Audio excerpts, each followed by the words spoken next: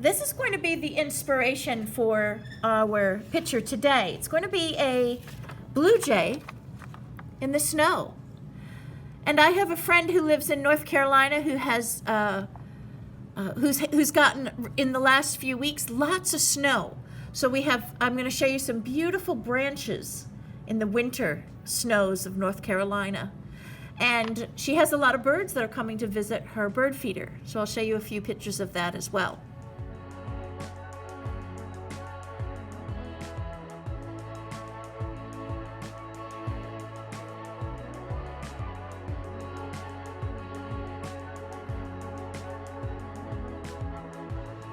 But this is our inspiration picture, and we're going to be making a blue jay in the snow. Now I'm going to do it in a simplified version. The first thing we want to do is we want to find the very middle of our page. So you want to look, and I'm going to put a clean paper here. You want to look from top to bottom, side to side, and find your center. Once you have the center, then you're going to jump up.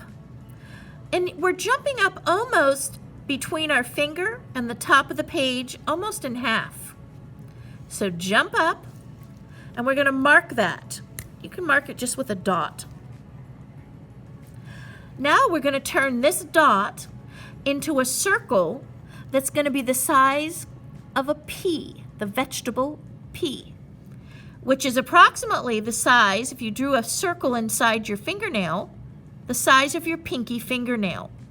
So I'm going to draw a circle that's the size of a pinky fingernail, the inside of my fingernail. And you can color this in, but leave a little white speck right in the middle, just like so. And you can adjust the shape, and it's okay if it's not a perfect circle. From there, what we're going to do is we're going to draw another circle around this, but it's going to be really close to the first circle, just as best you can. It's okay if you see some white spaces. You want to see a little bit of white space, and it's okay if you see no white space. That's fine. But as close as you can to that circle. This is just giving some detail in the eyes. Our next step is to draw another circle around this first circle. I'm going to show you in the picture here. But we're leaving a space. It's almost the width of your pinky finger. See that? It's okay if it's not the exact same on all sides. Just do the best you can. So now I'm going to show you how to do that. So I'm going to jump up, and I'm going to go around, and it almost looks like a donut. Go slow. And mine's a little lopsided, and that's okay. Now we're going to form the beak. His beak comes out straight, and it starts from the bottom of this eye. So the inside shape here, I'm going to come to the edge of this circle, and I'm going to come out straight. This is horizontal. This is a horizontal line. I'll show you what the beak looks like in our inspiration picture. Comes out straight. He's got a pretty long, narrow beak. So we have the straight line drawn. Now we're going to work on the top beak and the bottom beak. So I'm going to just come up from this shape down straight. And you want it to have a point. The bottom beak is a little bit different. It comes off with a short diagonal line. And now I connect it straight. Now we're going to put in some of these lines. This is a short line here and two little bit longer lines. This is going to form the blue jay's crown up at the top. This is where some longer feathers are on our blue jay. So I'm coming across on the head here where it's the circle. I'm coming out with a very short line.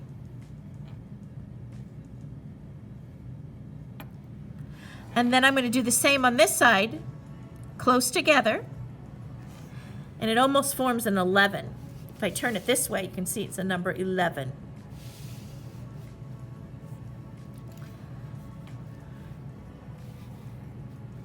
Then I simply take and curve this down to the beak. And on the first line here, this one, we're going to go up. And if we look at the page here, and we look at the sides of our page, I want to come up straight and vertical. So I'm going to come up straight and vertical. So a straight line, like a number 1.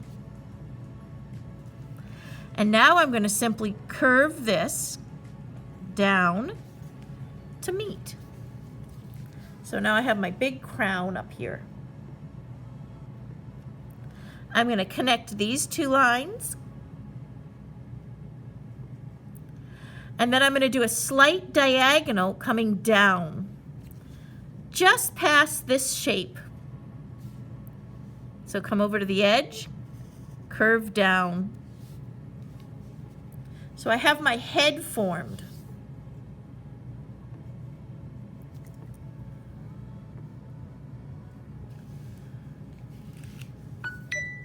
Now we're going to go back to the middle of our page.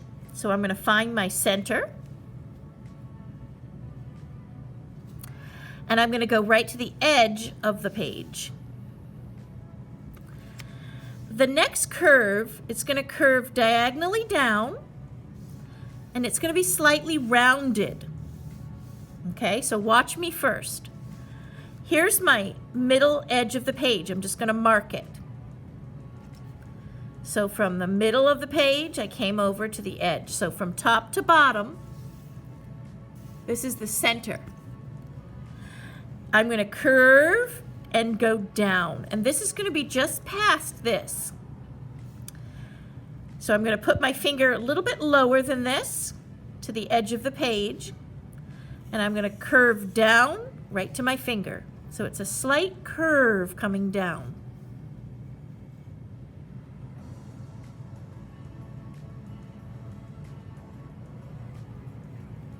Now I'm going to come over here. This is going to form the wing. So here's our picture. We want to come back up and in. So our wing, where's our wing going to end? Here. So we're going to find the middle here, come over. I'm going to jump over probably about 2 fingers and put a mark. And I'm just going to curve this line right to my wing, the tip of my wing.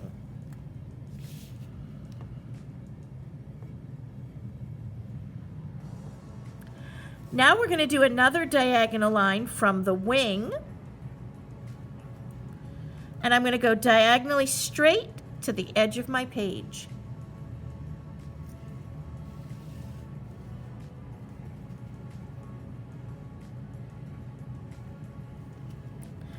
From here, we're going to form the tail. So I find the tip of the wing and I come over. I'm going to put my finger right on this line here, and I'm going to measure over a finger space, and I'm just going to connect the tail. So this forms a V shape if I turn it to the side.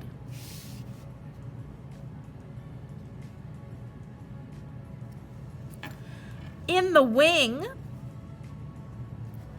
I'm going to do some long diagonal lines. And then we have some curving U shapes. These are his smaller feathers. And then I can put some smaller lines right in here as well. We're adding some pattern to the wing. And then I can add more curves in here.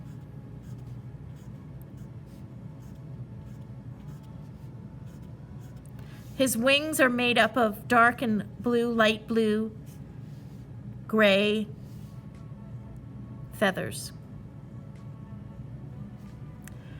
Below the head, so if I come, this is the circle that's around his eye, which is this white patch. I'm now going to connect. So I'm coming from this straight line. I'm going to come down and around. It's kind of almost a curve, like almost a U curve. And I'm going to connect the beak, come down to meet.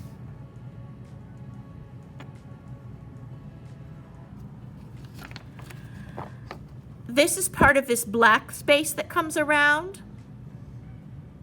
Now I'm just going to connect, because we want it to be thick black space, or dark blue. It almost looks dark blue black.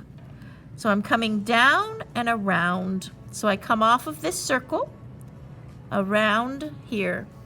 So it gives me a little stripe of black or blue, dark blue. Now we're going to add his tummy or chest area.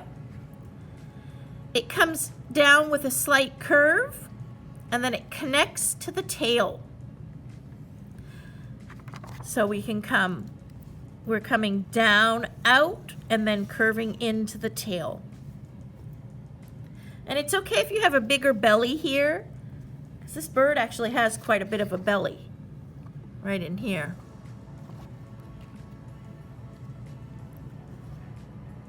And then we're going to work up, let's do some long diagonal. Now I'm matching this line, long diagonal lines.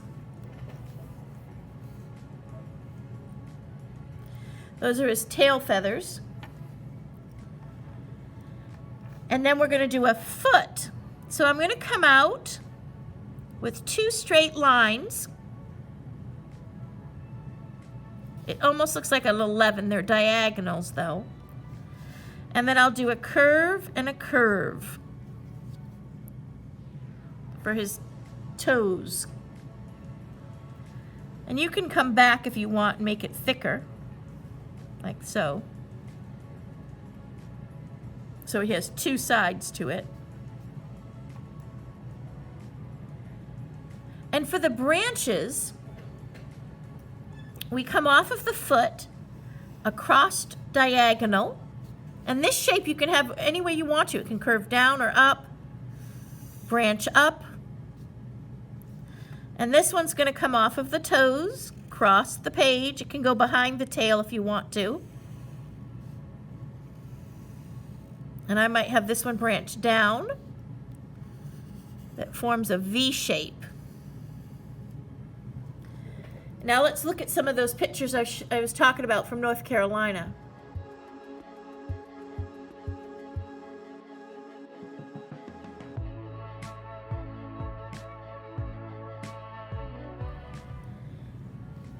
Lots of branching.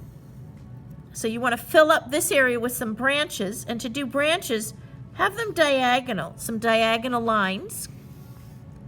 And then when you come back, it should be pointy and then taper, so they get a little bit thicker toward the end.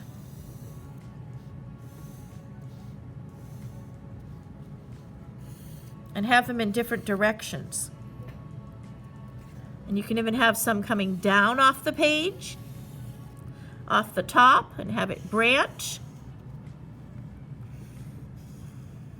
So it forms a V or a Y shape. And I'll let you fill up this on your own. You can put all kinds of branches in here. But let's look at some of these giant berries, because this is what makes this picture really interesting. Because it's got the blue bird, and then it's got these gorgeous berries that are really quite big. If you look at my finger, they're almost the size of your fingernail, your pinky fingernail. So we're going to do some of these ovals, nice large ovals, and you can do them in groupings. You can have them overlapping each other. Just nice large ovals.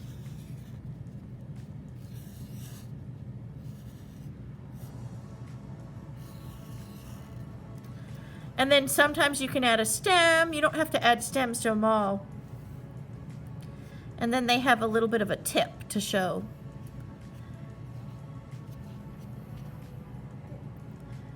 Sometimes you see this right here where the flower blossom was. It's a little kind of berry. And to do the icicles right here, they kind of drip down. And they're coming down vertically, and then they round and come back up. They're freeform. Some of them have blobs on them.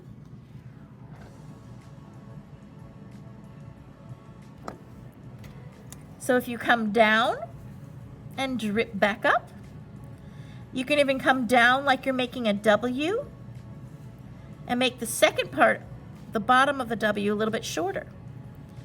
And you want to always make sure it's vertically coming down. And I always vary the icicles. One thing that kids do with icicles is sometimes, let's see, I'll show you on this scrap paper one. Sometimes what they do is they make their icicles, instead of coming down straight and back, they do it crooked. They'll do it like this. The icicle on a vertical like this would just hang down like this. This would be the correct way to make it on a vertical. Like that. Or on a diagonal. And sometimes you have snow peaks. So if you want to put a little bit of snow on top here, you can too. And then they would drip down this way for icicles.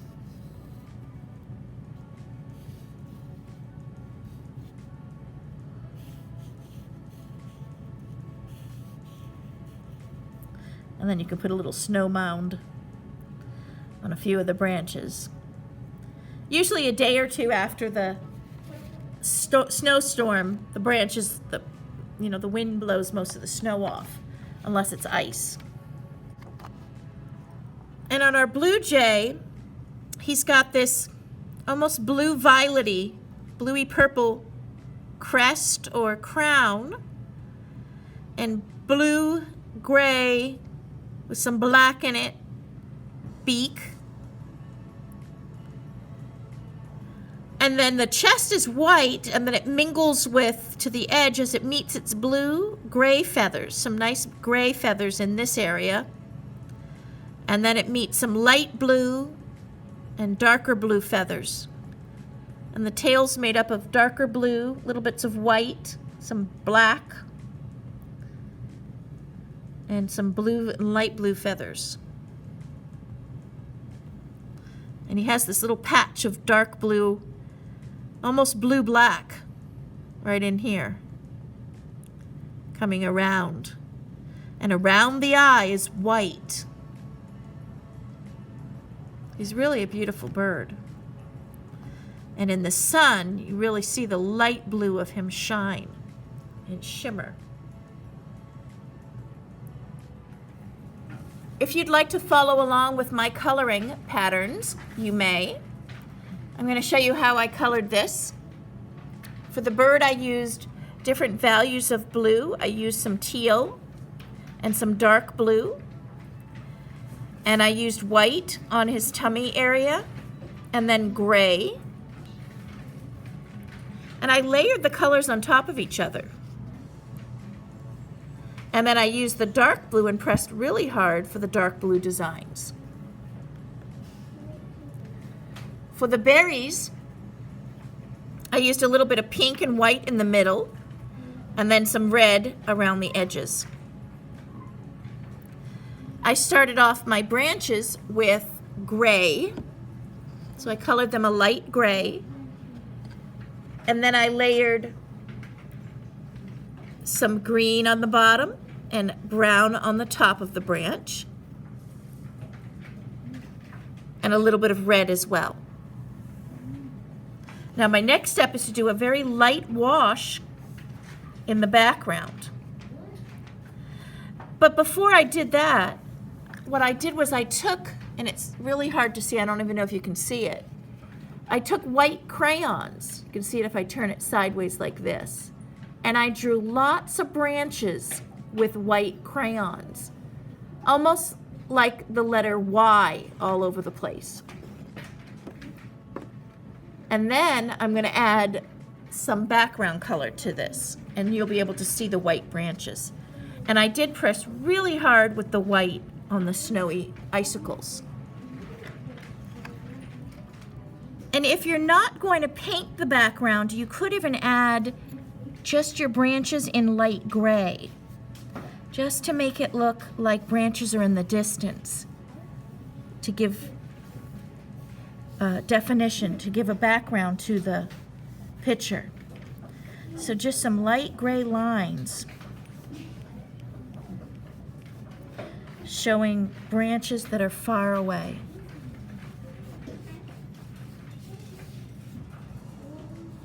Like the picture I showed you from North Carolina. It had so many branches in it.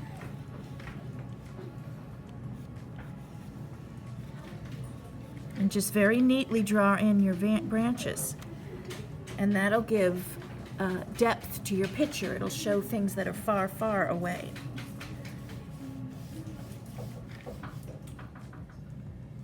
Now I'm going to have you color this in, and I will show you what my students have made.